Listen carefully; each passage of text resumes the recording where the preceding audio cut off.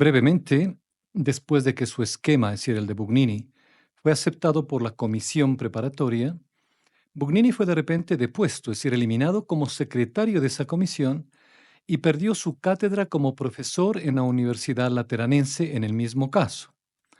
Eso sucedió a los inicios de 1962, en un, en un muy corto periodo de tiempo, luego de que su plan o esquema fuera ya adoptado por la comisión preparatoria.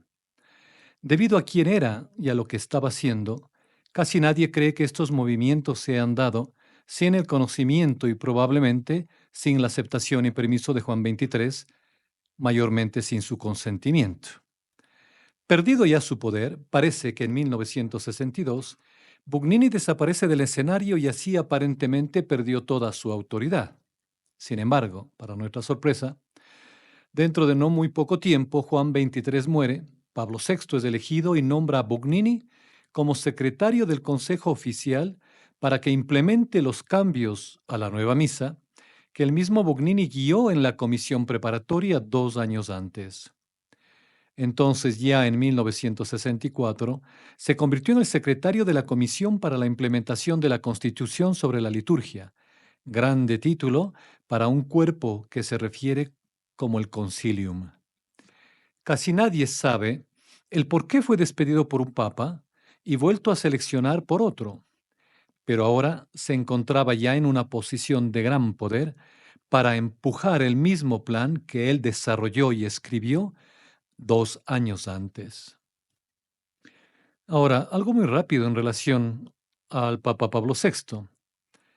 De acuerdo a nuestras fuentes, donde hemos leído y han tenido directo acceso con Pablo VI y tuvieron incluso audiencias privadas, es decir, solo ellos y el Papa Pablo VI era una clase de hombre débil de voluntad. Aquí no hablamos del Papa o de sus intenciones o doctrinas, sino del hombre, de su constitución. Era un hombre de voluntad débil, quien ellos creen era un hombre muy fácil de manipular. Él apoyaba enteramente el deshacerse de la misa tradicional o tridentina o de la misa en latín.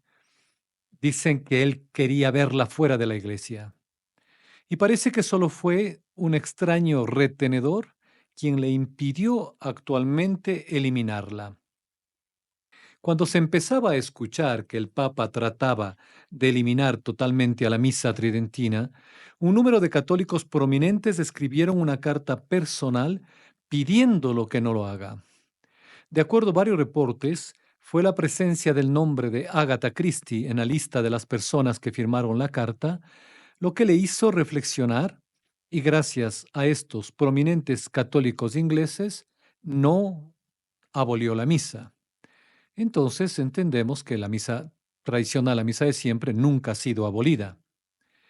Cuando Dietrich von Hildebrand hizo una súplica personal al Papa Pablo VI, haciéndole notar de los cambios de la misa, esta información se obtuvo directamente de la esposa de Hildebrand, Alice von Hildebrand, que comentó que cuando su esposo fue a ver al Papa en persona, todo lo relatado hasta ahora estaba sucediendo, y le dijo que esto iba a destruir la fe.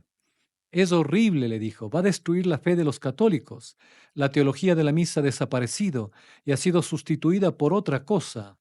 Y cuando le dijo esto a Pablo VI, fue despedido furiosamente por él y le dijo que se mantenga quieto, al igual que sus preocupaciones.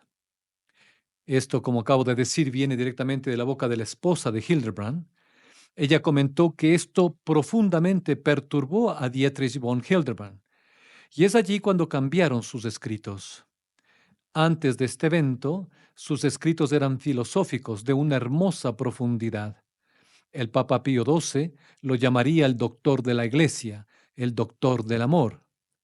Pero del doctor del amor cambiará sus escritos después de esta reunión con Pablo VI drásticamente a títulos como El caballo de Troya en la ciudad de Dios y empieza a hablar de lo que sucede dentro de la Iglesia. En el panorama que hemos visto hasta ahora, tanto en la primera parte como en esta, es de alguna manera misterioso. Tenemos a un sacerdote Aníbal Bugnini, con una mente decidida a una agenda de destrucción. Algunos dicen y manifiestan hoy por hoy que era un gran masón que quiso destruir la misa, él logra que su plan sea adoptado por el consejo del cual él es secretario. Tras unos breves momentos, él pierde toda su autoridad y su plan es aceptado por el Concilio Vaticano II. Luego, Juan XXIII muere, Pablo VI entra en escena y lo restituye y lo coloca a cargo del comité para que implemente e interprete el plan que él mismo redactó y elaboró 2 años antes. Y es así como todo esto inició y se balanceó. De repente, obispos y laicos empiezan a alarmarse de lo que empiezan a ver que está sucediendo, hacen una súplica al Papa, son descartados y mientras tanto una nueva misa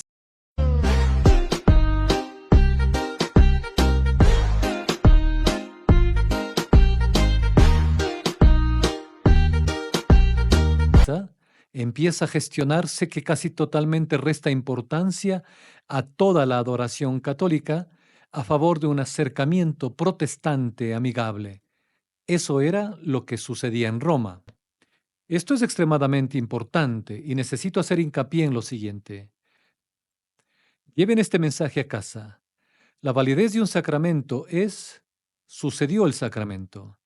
Cuando él viene al punto de la misa, la Eucaristía, ¿es el pan y el vino consagrado y convertido en el cuerpo, sangre, alma y divinidad de Jesús o no lo es? La respuesta debería ser sí lo es siempre y cuando se den las condiciones que la Iglesia prescribe. El sacerdote, in persona Christi, es decir, en la persona de Cristo, le prestará sus labios, sus manos, su voz, su propio ser, para permitir que Dios obre este prodigio por su intermedio. Y no importará aquí si este sacerdote es el mejor o peor del mundo. No importará si es fiel o no a su ministerio. No importará si es santo o pecador, siempre y cuando sea un sacerdote válidamente consagrado, diga las palabras de la consagración con la intención de consagrar, allí bajará desde el cielo el Señor como obligado por su propia promesa. Luego, la materia, es decir, los elementos que se usa para la producción de la sagrada forma, deben ser de panácimo y que el vino debe ser de uvas. Así, las disposiciones últimas emitidas por el cardenal Robert Sará, cuando era prefecto para el culto divino y la disciplina de los sacramentos, señalan que le corresponde al obispo informar y recordar a los productores del vino y del pan para la Eucaristía el respeto absoluto de las normas. En el caso del pan, este tiene que ser ácimo, de trigo y de reciente factura, que no contenga cereales ni sustancias diversas al trigo, ni frutos, azúcar o miel. Por lo demás, el pan eucarístico siempre debe llevar una cantidad mínima de gluten, es decir, la cantidad necesaria para obtener la panificación sin añadir sustancias extrañas ni recurrir a procedimientos que lo desnaturalicen. En el caso del vino, sigue siendo la instrucción que debe ser natural, del fruto de la vid, puro y sin corromper, sin mezcla de sustancias extrañas, así como bien conservado, no avinagrado o de procedencia dudosa.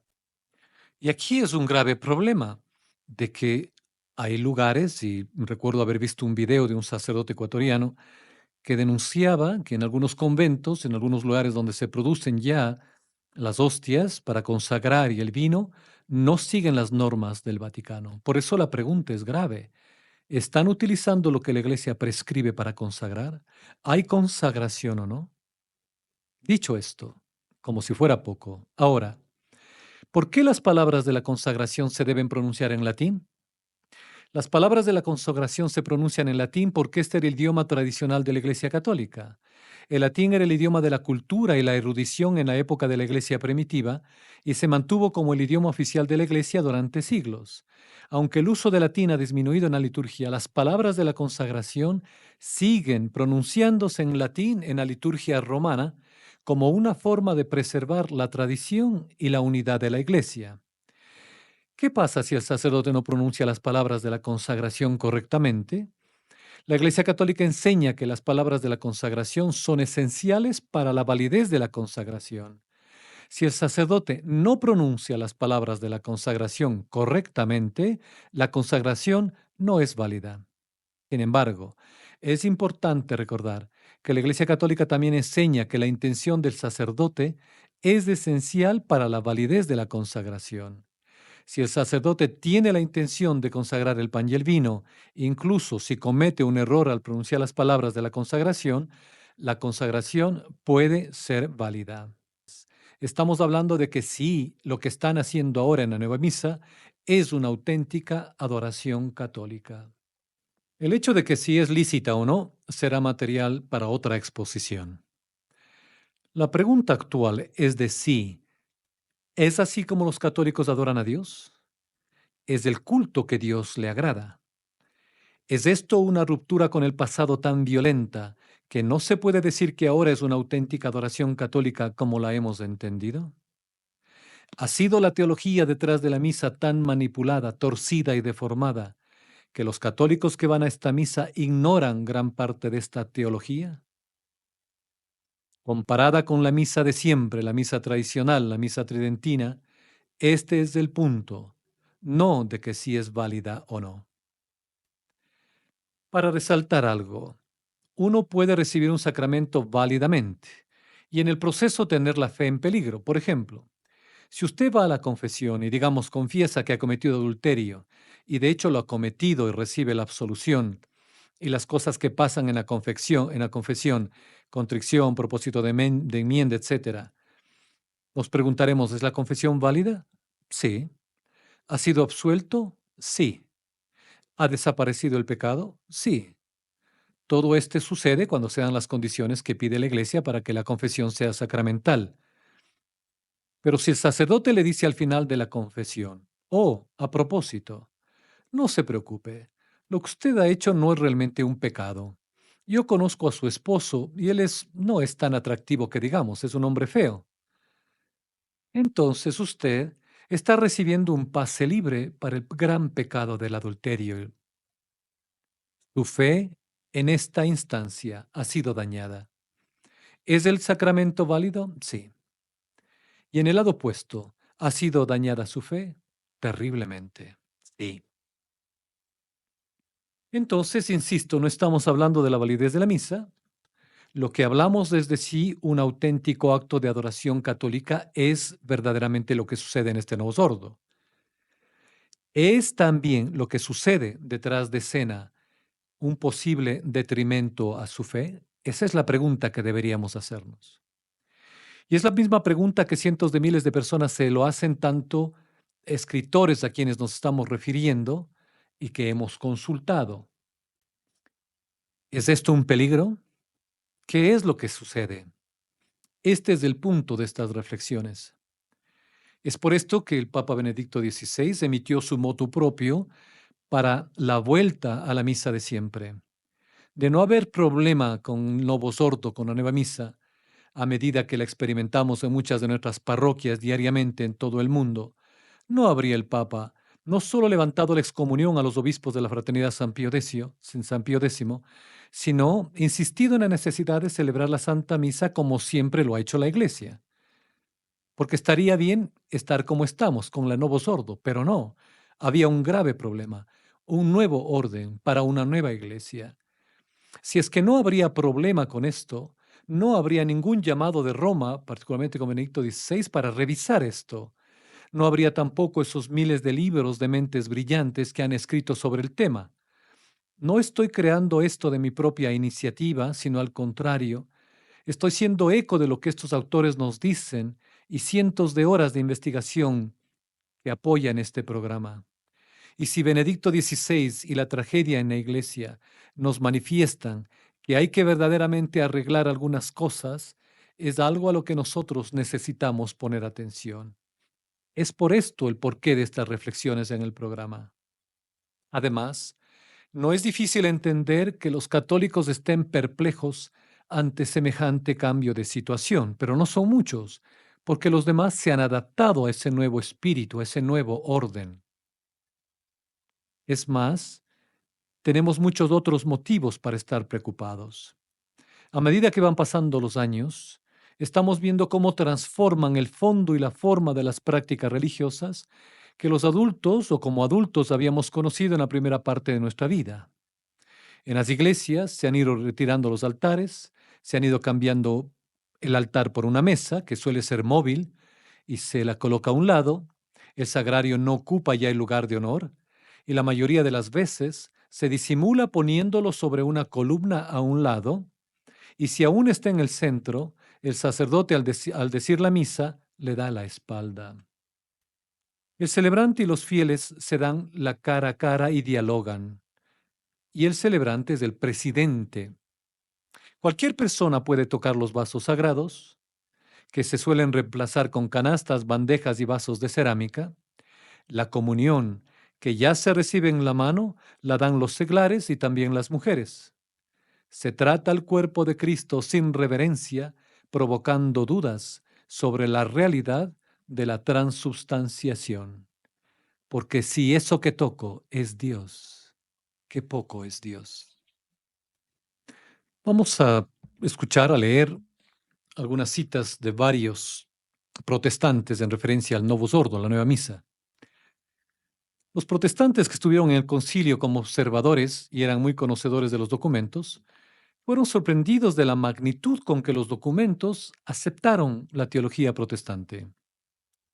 Un obispo anglicano, John Moorman, dijo: en la lectura del plan sobre la liturgia, yo no podía menos que pensar que si la Iglesia de Roma iba a realizar todas las reformas propuestas, ellos se encontrarían un día con que habían inventado triunfalmente el libro anglicano del rezo común. Un profesor protestante de teología dogmática en Strasbourg, Francia, dijo: nada en la visa renovada tiene que realmente preocupar al protestante evangélico.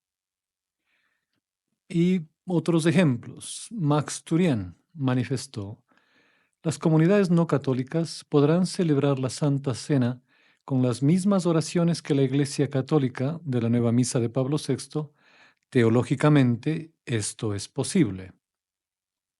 Roger Schutz: las nuevas oraciones eucarísticas de la Misa Nueva de Pablo VI presentan una estructura que se conforma a la Misa luterana.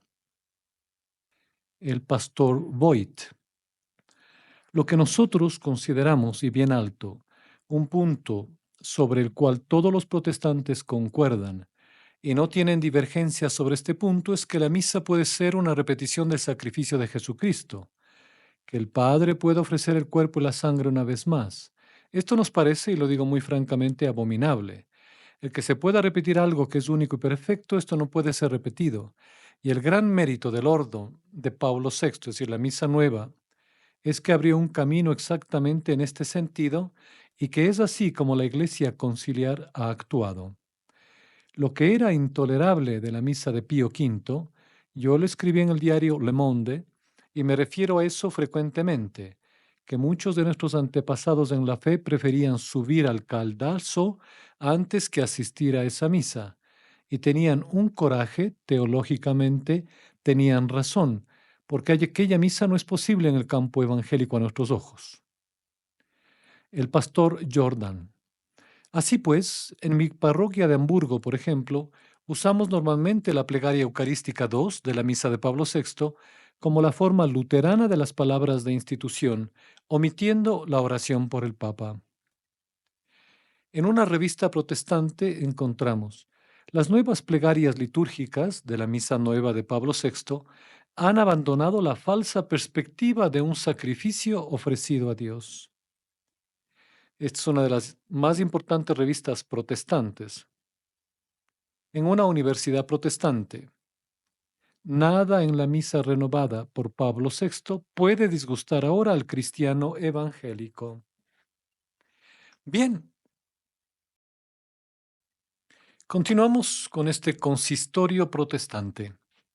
Teniendo en cuenta las formas actuales de celebración eucarística de la Iglesia Católica, es decir, de la nueva misa de Pablo VI, y en razón de las convergencias teológicas existentes, muchos obstáculos que podrían impedir a un protestante participar de esta celebración litúrgica parecen en vías de desaparecer. ¿Podría ser posible hoy a un protestante reconocer en la celebración litúrgica católica la cena instituida por el Señor? Otro también manifiesta: consideramos que la utilización de las nuevas plegarias litúrgicas de la Misa Nueva de Pablo VI, en las cuales nosotros nos reencontramos, que tienen el mérito de obnubilar la teología del sacrificio, la cual teníamos por costumbre atribuir al catolicismo, estas oraciones ahora nos invitan a reencontrar una teología evangélica del sacrificio. Dicho todo esto como ejemplos, estos son protestantes que de alguna manera nos están diciendo: hey, bien por ustedes católicos, les tomó 500 años, pero finalmente se nos han unido a nosotros. Felicidades. Es por estas citas y citas como estas que miles de prominentes figuras escribieron cientos de libros y también escribieron a Pablo VI, incluso lo visitaron personalmente. Según el hombre que esencialmente desarrolló el Novus Ordo Missae, el nuevo misal de la misa, que muchos de nosotros atendíamos en nuestras parroquias todas las semanas, tenía que ser despojado de todo lo católico, que sea un problema para los protestantes. En breve, las oraciones, el culto público de la nueva misa, la pregunta ¿es más protestante y ecuménico o más católico? Y créame, es una pregunta muy importante. ¿Recuerdan nuestra cita inicial? Lex orandi, lex credendi, lex vivendi. Como oras es como crees y es como vives. Hay una conexión entre nuestras oraciones, nuestras creencias y nuestras acciones. Por supuesto, ese es el punto. En teología católica, el modelo de oración que tú usas impactará lo que tú crees y cómo vives. Entonces hemos llegado a la parte candente de la conferencia. Veamos algunos ejemplos en lo que ha ayudado a los católicos a orar y a creer y cómo viven. Desde la introducción de la nueva misa en 1969 del Novus Ordo, los seminaristas en las órdenes religiosas en el mundo entero han caído precipitadamente. Ajustes en los cinturones, por ejemplo. De los jesuitas, ha caído drásticamente en un 89%. Y estos son los jesuitas. En 1965 había 3.559 seminaristas. En el año 2000 tan solo 389 y hoy es peor, una caída del más del 89%. Los franciscanos, de 2.251 en 1965 a solamente 60 en el mundo entero, una estrepitosa caída del 97%. Los seminaristas de la Saled, de 552 a una caída del 99.8%. Los oblatos de María Inmaculada, de 914 a casi cero. Y la Orden de los Redentoristas, de 1128 a 24, un 98% de declive. Mirando a Norteamérica y añadiendo todas las órdenes religiosas, jesuitas, franciscanos, etc., y los seminarios de las diócesis, que ha habido un 98% de descenso, podemos observar que el total de seminaristas en los Estados Unidos en 1965 era de 6.034 seminaristas. En el 2010, 3.500 seminaristas, un 58% de su caída, más de la mitad en tan solo 2 generaciones. Recordemos que de estos 3.500 seminaristas, no sabemos cuántos continuaron y cuántos se ordenaron. Muchos dejaron el seminario. 3.500 seminaristas no significan 3.500 sacerdotes. De aquellos que fueron ordenados en los Estados Unidos, vemos que en 1965, 1.575 hombres se ordenaron. En el 2002, apenas 450, una caída del 71%. Esta es la historia de aquellos hombres que han querido ser sacerdotes. Miremos ahora la historia de las mujeres que han querido ser religiosas.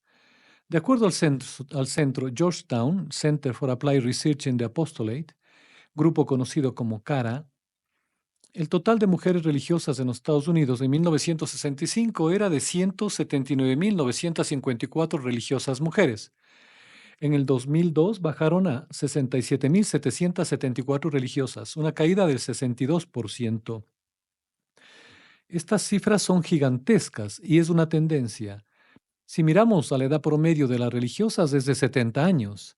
En 10 años estas cifras religiosas habrán desaparecido.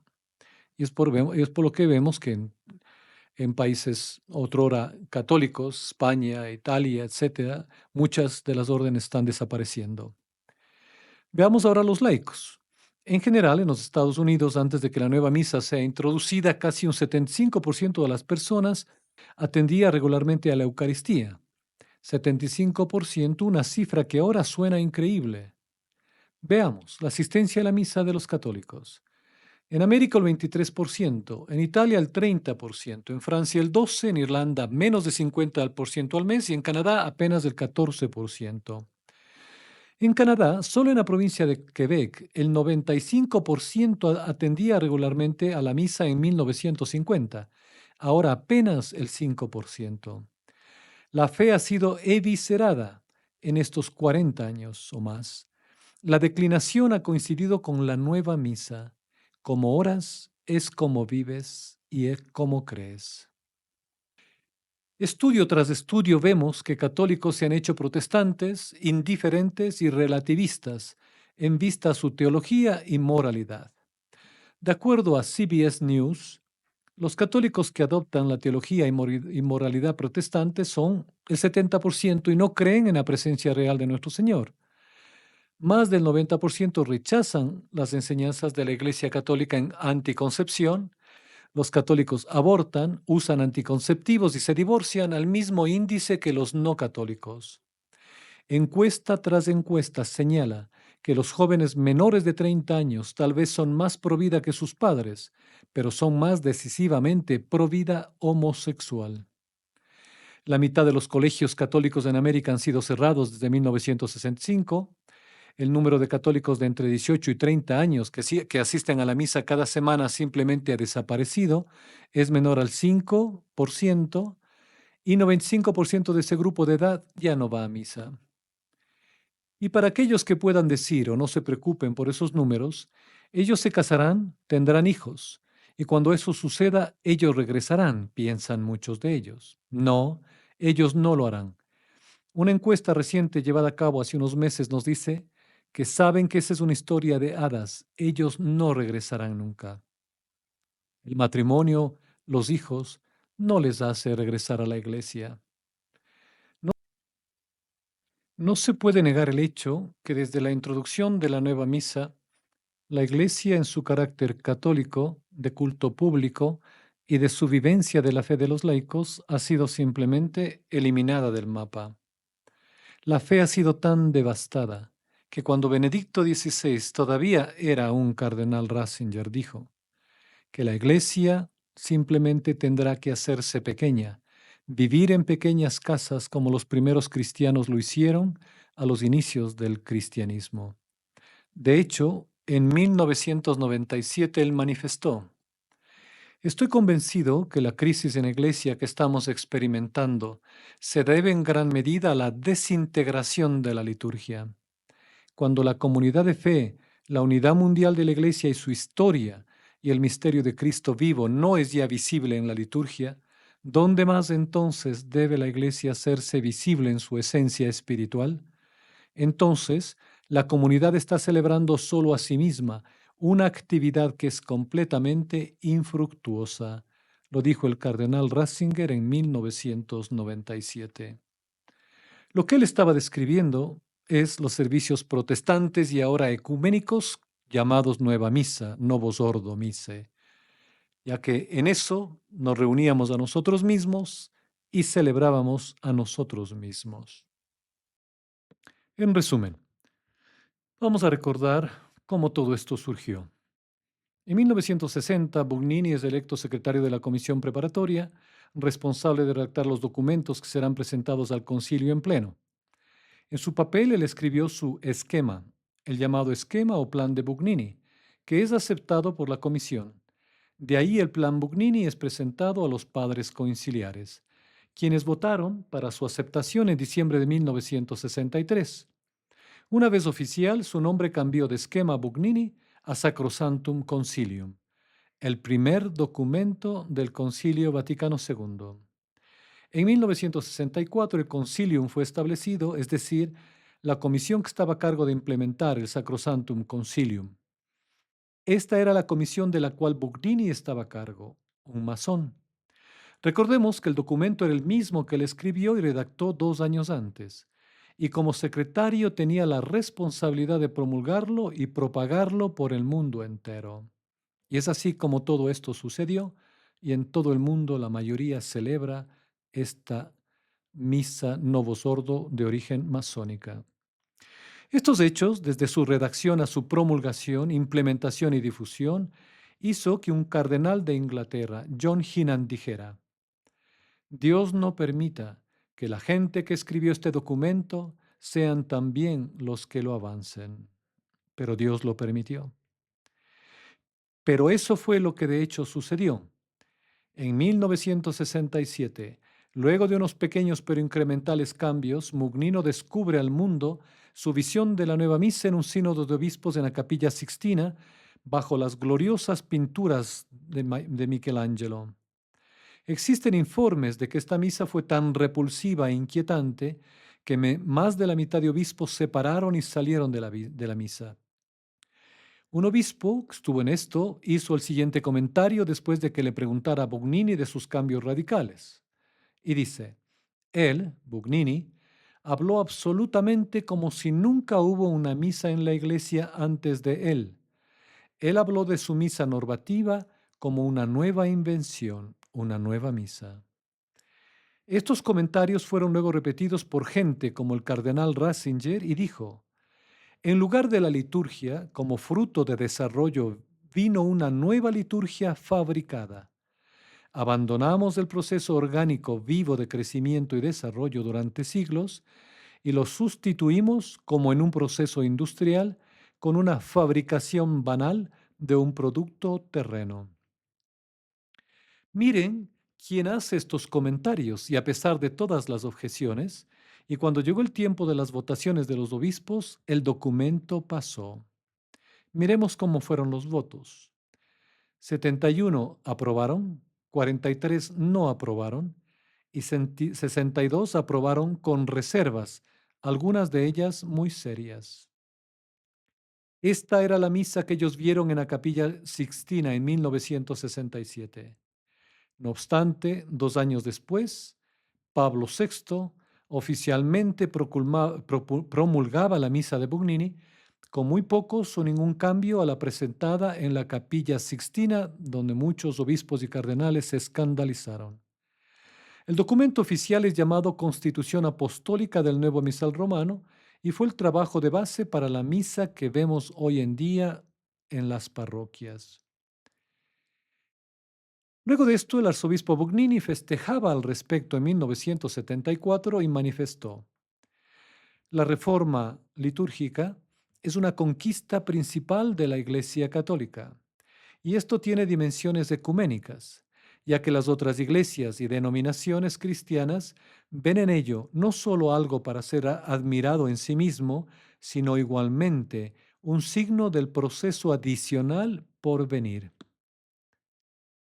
Hay que notar lo que dice aquí, ya que las otras iglesias y denominaciones cristianas, no existe tal cosa de otras iglesias y nosotros la Iglesia Católica, no somos una de varias denominaciones.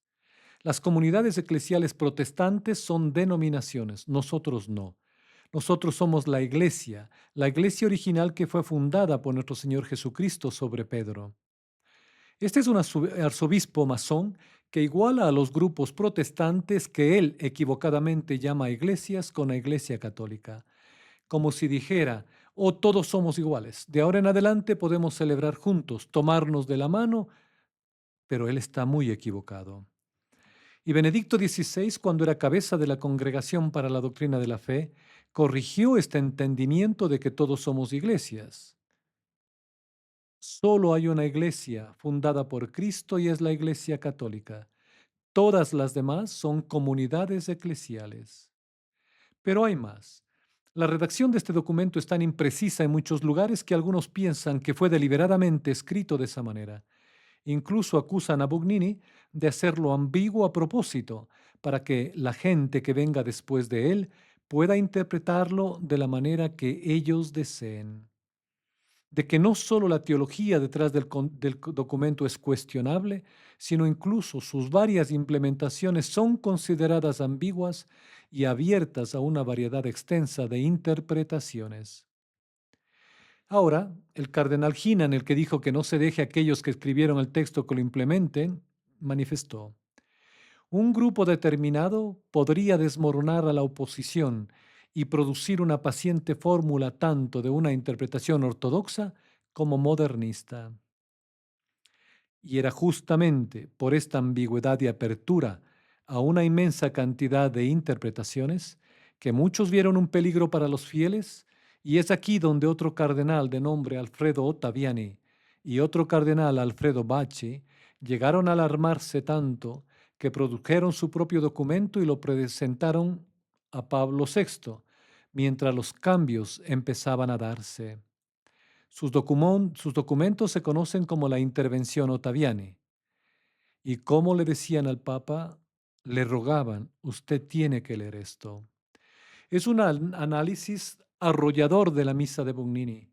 Enfatiza el punto de que, entre comillas, la nueva misa es una ruptura severa del pasado con su sobreénfasis en la comunidad, tanto como su extensa acomodación con la teología protestante. La misa, por ejemplo, en el documento de Bugnini, es referida constantemente como una cena. De hecho, es definida por Bugnini como una cena en su documento al costo de la idea de sacrificio. En el área sobre el propósito de la misa, el propósito final de la misa es el sacrificio de alabanza dado a la Santísima Trinidad. Ese es el propósito final de la misa. El propósito ordinario de la misa es el dar satisfacción a Dios por los pecados. Eso es lo que la teología católica siempre ha mantenido. Pero estos propósitos ni siquiera aparecen en el esquema de Bugnini.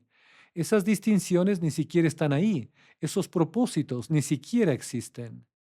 La nueva misa enfatiza en el alimento y en la satisfacción de los fieles. Además, el desprecio de la presencia real de Cristo en la Eucaristía es el hecho más palpable con que se expresa el nuevo espíritu, que ya no es católico.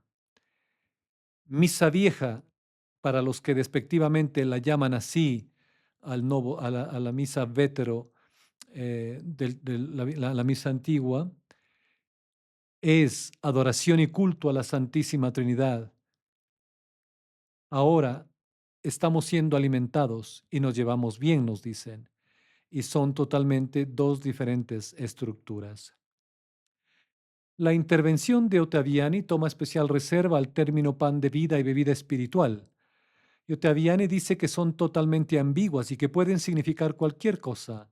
De hecho, con la reducción de la misa de sacrificio a cena, dice en la intervención, con su énfasis en la naturaleza del sacrificio y su sobreénfasis en la comunidad, la misa se convertirá en una reunión filantrópica o un banquete de beneficencia, y en eso y más se ha convertido.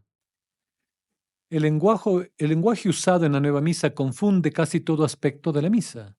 La idea de sacrificio, quién es realmente el que ofrece el sacrificio, el entendimiento de que ahora en muchas parroquias dicen todos nosotros ofrecemos el sacrificio como comunidad. Hay que decir ante esto, no, nosotros no lo hacemos, el sacerdote lo hace.